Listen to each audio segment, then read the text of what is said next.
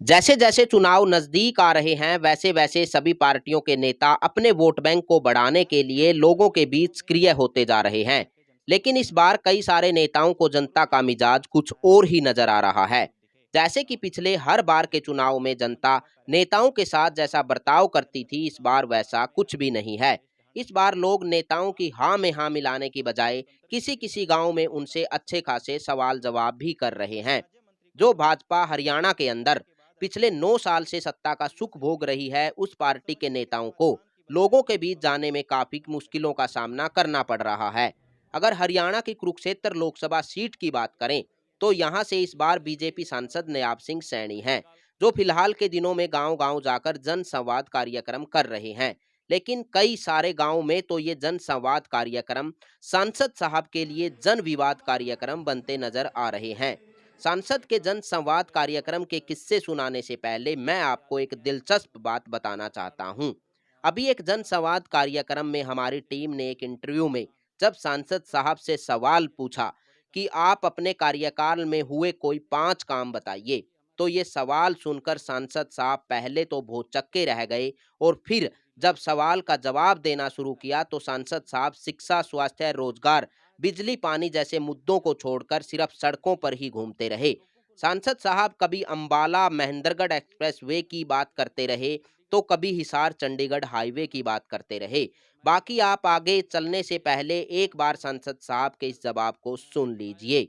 2024 में आपको पब्लिक के बीच फिर से जाना पड़ेगा, तो उस दौरान कुरुक्षेत्र लोकसभा के कौन से ऐसे 5 बड़े काम आप गिनाएँगे? देखिए, एक तो मैंने जिसका ज़िक्र किया है कि हमारे यहाँ पर जो इस्माइलाबाद से लेकर के नारनौल, जो मेरी लोकसभा से गुज़र कर के जाता है, ये इन्हीं 9 वर्षों के अंदर बना है। और आज हमारे हरियाणा प्रदेश की वो रीढ़ की हड्डी है और लोगों को लाभ हो रहा है, ज़बरदस्त। और एक अगर आप लोग देखेंगे कि चंडीगढ़ से लेकर के जो अम्बाला, अम्बाला से इस्माइलाबाद, इस्माइलाबाद से पेहवा, कैथल, कलायत, नरवाणा और नरवाणा से सीधा राजस्थान हिसार को जोड़ने वाला ये 4 लाइनिंग रोड, ये इन्हीं 9 वर्षों के अंदर बना है। क्योंकि आज तक कांग्रेस ने उस तरफ ध्यान नहीं दिया कि सड़क छोटी है, एक्सीडेंट होते थे, ट्रैफिक का दबाव बढ़ रहा था। विकास की तरफ कांग्रेस का ध्यान नहीं था, भ्रष्टाचार की तरफ कांग्रेस के लोगों का ध्यान था।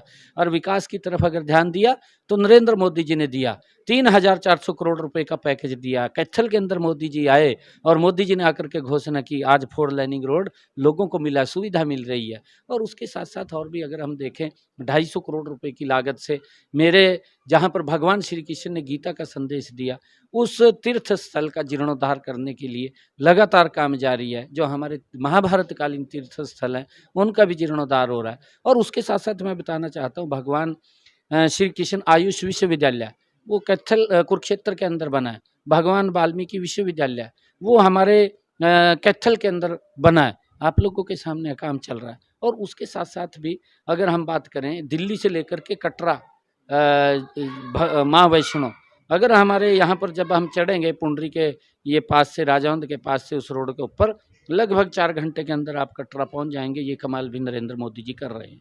और इस्माइलाबाद से लेकर के अगर आप लोग देखेंगे, शाहबाद को 4 लाइनिंग रोड जोड़ने का काम उसके ऊपर गति से चल रहा है। अगर इधर हम देखेंगे तो शामली से लेकर के अंबाला को, जो मेरी लोकसभा से होकर के गुजरता है, 4 लाइनिंग रोड ग्रीनफील्ड एक्सप्रेसवे, उसको भी बड़ी गति से उसके ऊपर काम चल रहा है। अगर हम देखेंगे, यहाँ से हमने हरिद्वार जाना है, हमने सहारनपुर जाना है, हमने ऋषिकेश जाना है, हमने देहरादून जाना है, बड़ा मेरे ख्याल से 10-10 घंटे लगते थे, बहुत दिक्कत थी।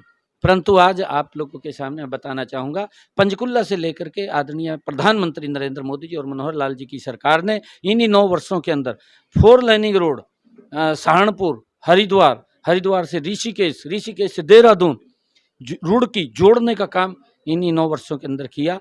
जितना समय आपको यहाँ से यमुनानगर का लगेगा, उतना समय आपको सहारनपुर का लगेगा। ये कमाल भी नरेंद्र मोदी जी ने किया है, जबरदस्त काम किए हैं। आपने सांसद साहब का जवाब सुन लिया। अब आपको बताते हैं कि कलायत हलके के गांव चौसाला और कमालपुर में जन संवाद कार्यक्रम में क्या कुछ हुआ।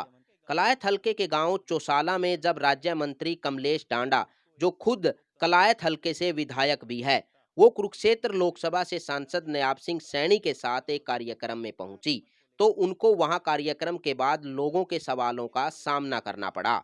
सवालों के जवाब न दे पाने की सूरत में विधायक और सांसद को एक हद तक गांव में विरोध का सामना करना पड़ा।